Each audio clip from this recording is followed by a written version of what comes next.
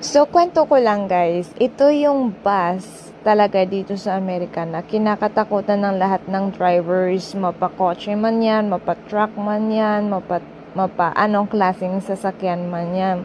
Kasi dito sa US, pag one yung bus na yan ay mag-stop, kahit sa kabilang side na yan, kailangan mong mag-stop din. Lahat ng drivers kailangan huminto. Kasi priority dito sa US ang safety ng mga kids, ng mga bata, ng mga estudyante. At subukan mong mag-drive o mag-overtake o lumagpas dyan o dumaan dyan ng kotse mo or kahit anong sakyan man yan dala mo na nakastop yan.